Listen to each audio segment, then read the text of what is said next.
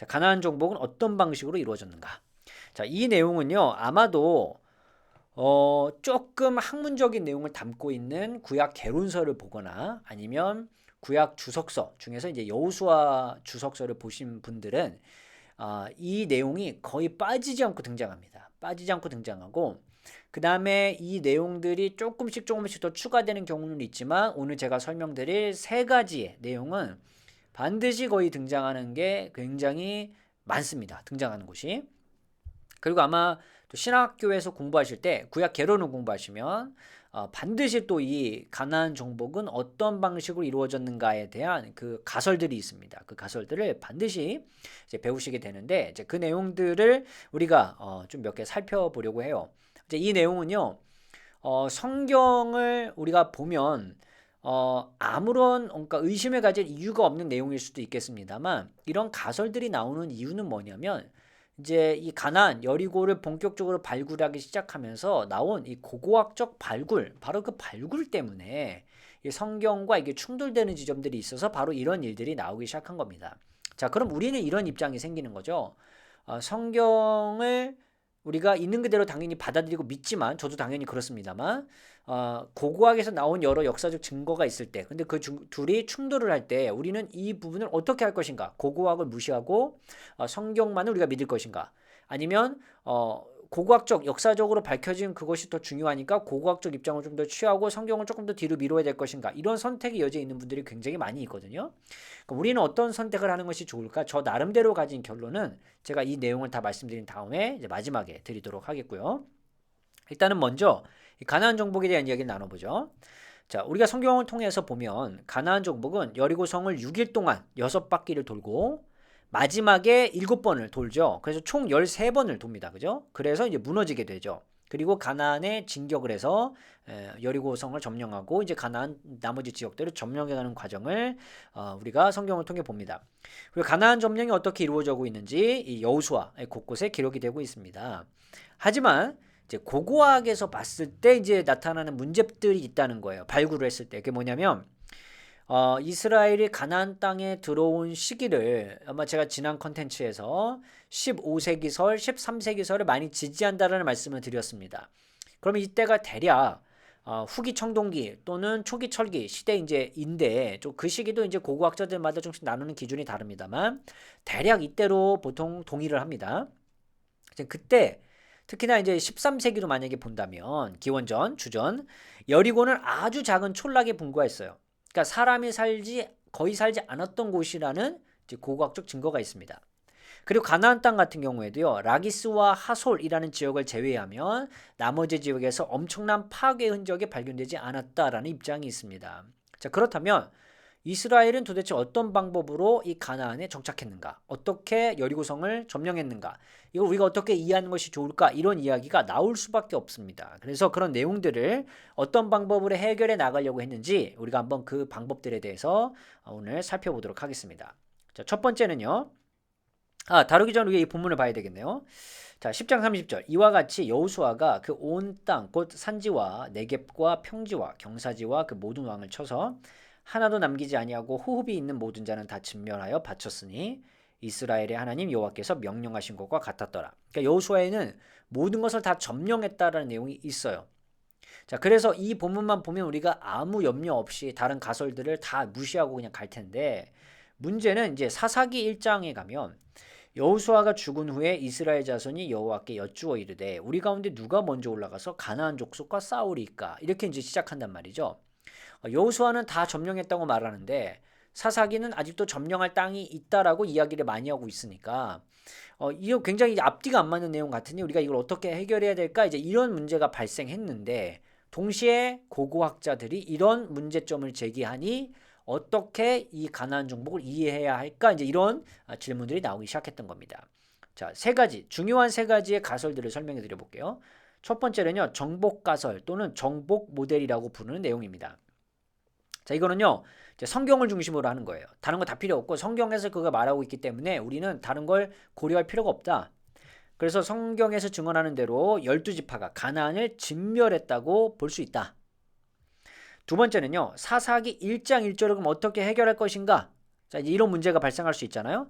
자, 이런 문제는 여호수아가 이제 가나안 땅의 이제 주변들을 정복한 다음에 이제 어느 정도 뭔가 이제 그 전쟁의 끝을 나가고 있었는데 그 정복한 땅에 대해서 아직 뭔가 완벽히 뭔가 이렇게 뭐랄까요? 이렇게 조절을 할 수 있는 그리고 지휘를 할 수 있는 이런 뭔가 상황이 되지 않아서 뭔가 그 땅에 살던 사람들이 다시 반란을 일으키거나 어쨌든 뭐 어떤 문제로 여호수아와 그 군사들이 다시 그 도시를 점령해야 할 어떤 이유가 있었던 것 같다.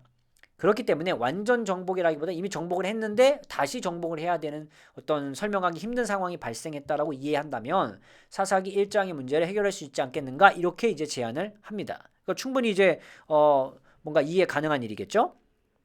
자, 그러면 그리고 또 하나 이제 고고학적 발굴들이 이걸 오히려 도와준다라는 거예요. 뭐냐면 기원전 13세기 가나안 지역의 일부 도시에 파괴 흔적이 이미 있다는 겁니다. 아까 말씀드렸던 것처럼 라기스, 하솔 같은 지역에는 이미 이제 파괴 흔적이 있기 때문에 충분히 이제 이걸 해결할 수 있겠다. 이렇게 이 정복 가설, 정복 모델을 주장하는 학자들은 이야기를 하는 것이죠. 자, 그런데 이런 내용에 대해서 과연 문제는 없겠는가? 문제 있죠. 네. 왜냐하면 이제 이 고고학자들이 제기하는 문제들이 있으니까요. 자, 13세기 말과 12세기 초에 멸망한 모든 도시의 정복자들이 이스라엘인인가라고 하는 문제가 있어요. 자, 이거를 왜 제기하냐면, 자, 이 당시에 이 팔레스타인 가나안 땅에서 뭔가 이제 그 전쟁을 일으켰던 아니면 전쟁이 일어났던 사람들의 모습들을 보면 이스라엘 사람들만 있었던 게 아니라 블레셋 사람들도 있었고요. 또 이집트 사람들이 있었고요. 또 뭔가 가나안 사람들 중에서 뭔가 또 다른 일이 있었을지 모르기 때문에 블레셋, 이집트, 가나안, 이스라엘 이 네 뭐 민족이라고 할까요? 뭐 도시국가라고 할까요? 어쨌든 이 사람들이 한데 어울려서 막 싸웠을 가능성이 있거든요. 자, 그렇기 때문에 과연 이때 이스라엘과 가나안만 전쟁을 해서 모든 것이 다 이스라엘의 어떤 역사로 이루어질 수 있는 거겠는가? 이런 질문이 생겨날 수 있습니다. 왜냐하면 블레셋이 1550년경에 가나안에 진입했다고 하는 이제 기록이고요. 또 이집트에 있는 메르넵타 비문에 의하면 이스라엘은 1230년 또는 1220년 그때쯤에 아마 그러니까 1200년대 그때쯤에 이스라엘은 전멸했다. 뭔지 이런 내용들이 또 거기 나와 있거든요. 이건 또 무슨 내용인가 좀 살펴볼 필요가 있는 내용이죠. 자, 그렇기 때문에 뭔가 이스라엘과 가나안 두 민족 간의 싸움이라고 보기에는 좀 뭔가 설명이 부족하지 않은가 이런 이제 제안들이 있고요. 두 번째는요. 13세기 말과 12세기 초에 고고학에서 말하는 화재에 의한 파괴가 반드시 군사력에 의한 것인가 라고 이제 이야기합니다. 다른 이유로 파괴됐을 가능성도 있지 않겠는가? 이건 가능성인 거예요. 세 번째는 가나안 정복 시기에 여리고의 위치에서 사람이 거주하고 있다는 증거가 발견되지 않았다. 자, 이건 제가 초반에 말씀드린 것처럼 이 내용은 여리고성이 굉장히 작은 촌락이었거나 사람이 거의 살지 않았던 그런 고고학적 증거가 있기 때문에 문제가 될 수 있다라고 보는 겁니다. 자, 그래서 어쨌든 이런 내용들은 아마 고고학자들이 또 많이 이제 문제 제기를 하는 거겠죠. 자, 그래서 이 정복 가설, 정복 모델이 어떤 중요한 장점도 있지만 이런 문제 제기가 되고 있는 내용들도 있다. 이렇게 정리할 수 있겠고요. 자, 두 번째는요, 평화 이주설 또는 점진적 침투설 아니면 이주 모델이라고 불리는 설입니다. 자, 이 내용은요, 2세기에 걸쳐서 평화로운 방법으로 이 가나안 땅에 이제 들어왔고 어찌 보면 가나안 땅을 완전히 정복한 그때는 다윗이 될 것이다 라고 보는 입장이에요. 왜냐하면 사사기 1장 아까 1절에서도 그렇고 19절에도 나오는 것처럼 아직 쫓아내지 못한 가나안 땅에 사람들이 살고 있다고 하는 것을 근거로 삼기 때문에 이건 오히려 점점 오랜 시간에 걸쳐서 계속적인 정복 전쟁이라고 할까요? 아니면 뭔가 그런 게 있었을 것이다 라고 보는 입장이에요. 자, 이 이야기를요, 이제 알트 같은 학자가 보통 주장을 이제 좀 초반에 했는데요. 그가 이 주장을 하게 된 근거에는요, 베두인들이 있습니다. 이제 베두인들의 생활 양식을 보면 그들은 1년 중 일부는 광야에서 보내고 일부는 정착지에서 보낸 반유목민이었다라고 생각을 했습니다.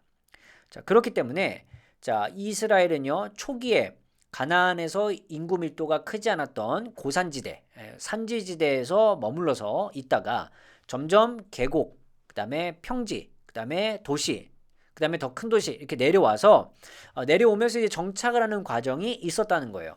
자, 그래서 한 번에 가나안 지역을 점령했다라기보다 산지지대에 살다가 조금씩 내려와서 이제 가나안에 정착하는 그런 어떤 평화적인 방법일 수도 있고요. 아니면 점진적으로 침투한 방법일 수도 있고, 이제 어떤 입장을 보느냐에 따라 다르겠지만 그렇게 해서 이스라엘에 정착했다라고 이제 보는 입장입니다. 자, 그건 이제 그 사람들의 입장에서 이제 보는 거죠. 뭐 여기는 이제 알트뿐만 아니라 뭐 우리 구약학계에서 유명한 노트 같은 학자들도 이제 여기에 주장을 담고 있습니다. 하지만 이 내용도 이제 문제가 있겠죠. 자, 초기 이스라엘은 어디에서 온 유목민인가? 만약에 반유목민이라 할지라도 어디에서 온 유목민인지 정확하게 밝혀낼 수 없지 않은가? 이제 이런 문제가 있고요. 두 번째는요.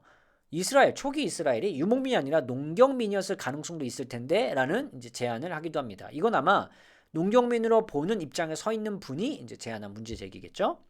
그리고 세 번째는요. 성서의 기록을 무시하는 가설이 가장 문제다. 왜냐하면 일단 성경에는 이 한 번에 들어가서 가나안을 정복했다고 이미 나오고 있는데 이걸 어떻게 해결해야 되냐? 이제 이렇게 보는 입장인 것이죠. 자, 그래서 두 번째, 이 내용을 그렇게 지지하는 학자들이 많지는 않은 것 같습니다. 그렇다고 없진 않지만 굉장히 많지는 않은 것 같아요.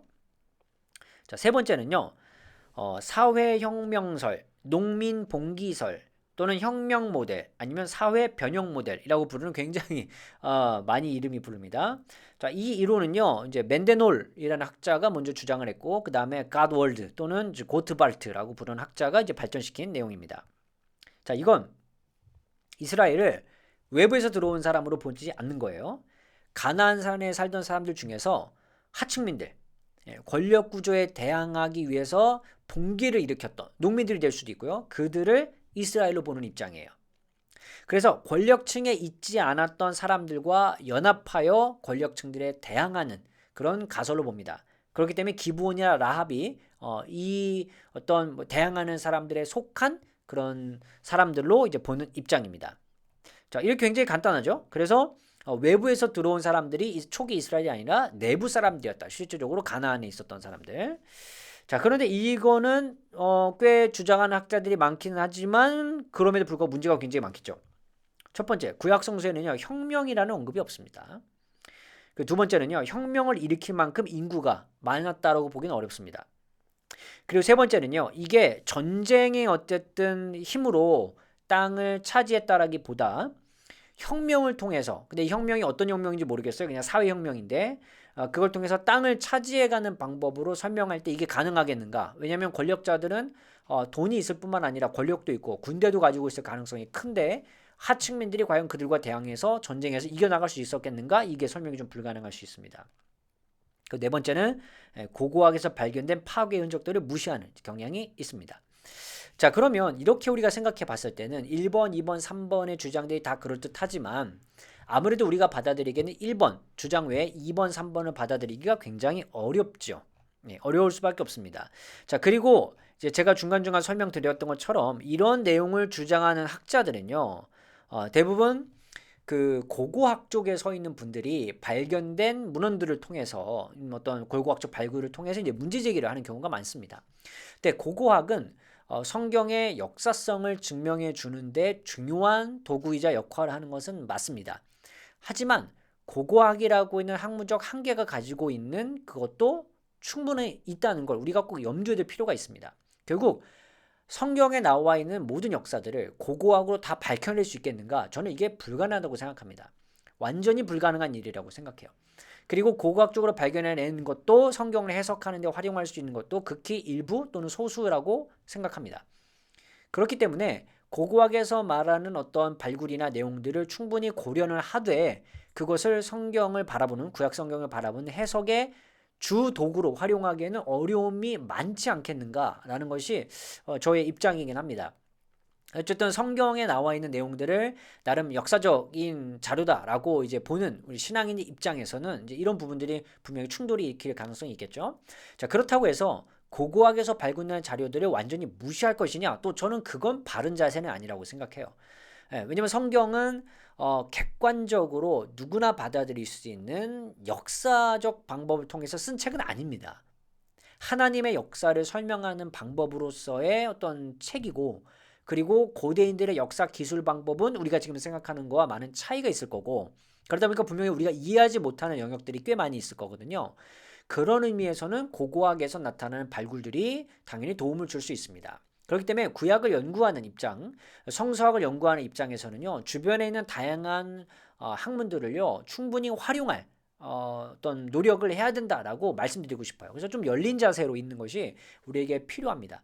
그래서 다양한 학문들과 구약 성경을 우리가 비교해 볼 때 충돌이 일어나면 이걸 우리가 어떻게 해결할 것인지에 대한 고민이 이제 우리에게 필요한 것이지, 주변의 학문들을 완전히 이제 무시한 상태로 성경을 보는 것은 꼭 그렇게 건강한 자세라고 말씀드리긴 좀 어려울 것 같아요. 그래서 1번을 주장했던 정복가설, 성경에 나와 있는 내용 그대로를 보고 가능한 한 이제 고고학에서 발굴한 내용들 이런 방법으로 해결해 나갈 수 있지 않겠는가라고, 물론 한계점은 있지만 그런 내용을 했던 분들은 굉장히 많죠. 특히 이제 올브라이트 또는 G.E. 라이트, 아니면 우리 신학교에서 이스라엘 역사 교재를 많이 보시는 이제 존 브라이트, 그런 책들을 통해서 이제 많이 볼 수 있고요. 또는 뭐 카우프만, 야딘, 그 다음에 빔슨 같은 학자들이 이 내용을 주장하고 있습니다. 특히나 이제 올브라이트 책도 많이 보지만 이제 우리들에게는 이제 존 브라이트의 책이 아마 굉장히 가깝게 볼 수 있는 주된 내용이라고 볼 수 있을 것 같습니다. 그러니까 꽤 존 브라이트의 이스라엘 역사를 보면 꽤 신앙적인 입장에서 썼구나 이렇게 느낌을 좀 받을 정도예요. 그래서 만약에 이쪽 주장을 좀 보고 싶은 분들이 계시다면 존 브라이트의 이스라엘 역사 이제 번역이 되어 있습니다. 아마 제가 기억이 정확하지 않았는데 3판까지는 존 브라이트가 직접 쓴 걸로 알고 있고, 이제 4판은 그의 제자들이 엮었나 아마 제가 그런 걸로 알고 있기 때문에 보통 이제 3판을 많이 보시는 걸로 제가 알고 있습니다. 만약에 제 정보가 틀렸다면 수정해 주시면 감사하겠고요. 어쨌든 우리가 구약, 특히나 이제 고고학의 도구를 활용해서 구약을 볼 때 이제 이런 자세로 보는 것이 더 좋겠다라는 제 입장도 함께 좀 고려를 해드렸고요. 그래서 여호수아를 연구하거나 또 여호수아를 공부할 때 또 구약 개론이나 주석서를 보면서 이런 가설들이 보이신다면 오늘 제가 정리한 내용으로 이해하시면 충분히 좋을 것 같고, 또 이런 우리가 자세로서 이런 가설들을 한번 접해보면 좀 우리가 좀 소화를 좀 쉽게 할 수 있도록 아마 도움을 드릴 수 있지 않을까 그렇게 생각하는 마음으로 이 영상을 준비했습니다. 여러분이 이 내용에 대해서 어떻게 생각하셨는지, 또 이 내용을 어떻게 받아들이셨는지, 아니면 가나안 정복에 대해서 또 여러분이 생각하고 계신 또 다른 의견이 있으신지, 아니면 저는 주된 3가지의 가설만 설명해 드렸는데 여러분에게 설득력 있게 다가왔던 또 다른 학자의 의견이 있었는지, 만약에 있었다면 그 내용을 함께 나눠주시면 감사하겠습니다. 오늘의 컨텐츠가 도움이 되셨다면 유튜브 멤버십이나 네이버 프리미엄 컨텐츠 오늘의 구약 공부를 구독하신다면 구약을 더 깊이 배우실 수 있습니다.